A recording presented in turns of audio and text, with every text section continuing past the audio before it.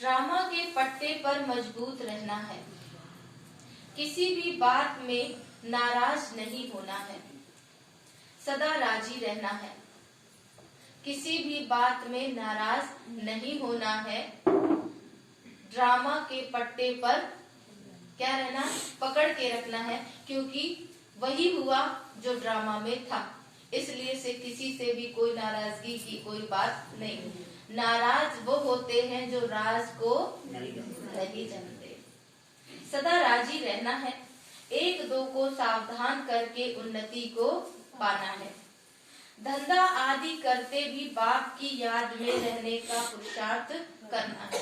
धंधा भी करो, घर गृहस्थ में भी रहो। हम कौन है? कर्म योगी, ना कि कर्म सन्यासी। तो धंधा आदि करते हुए भी घर गृहस्थ में रहते हमें पुरुषार्थ करना है। वरदान है, सुख स्वरूप बन सबको सुख देने वाले मास्टर सुखदाता भव। हम किसके बच्चे हैं? दुख हरता सुख करता के बच्चे।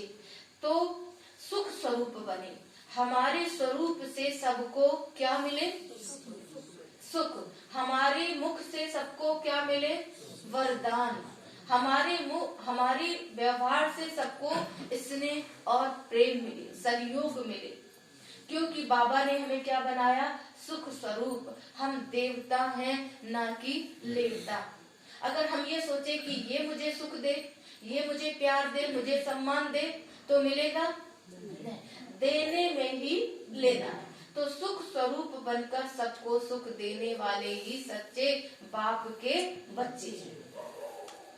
संगम युगी ब्राह्मण अर्थात सुख दुख का नामो निशान नहीं, क्योंकि सुखदाता के बच्चे मास्टर सुखदाता हो। जो मास्टर सुखदाता सुख स्वरूप है, वह स्वयं दुख में कैसे आ सकते हैं? बुद्धि से दुख धाम का किनारा कर लिया, वे स्वयं तो सुख स्वरूप रहते ही हैं, लेकिन औरों को भी सदा सुख देते हैं।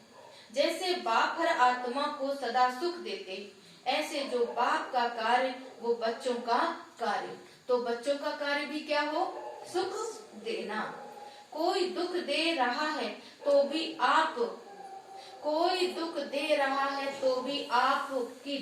आपको छुट्टी नहीं कि आप उसे दुख दें। आप उसे दुख नहीं दे सकते, क्योंकि आप किसकी संतान हो? सुखदाता की संतान हो।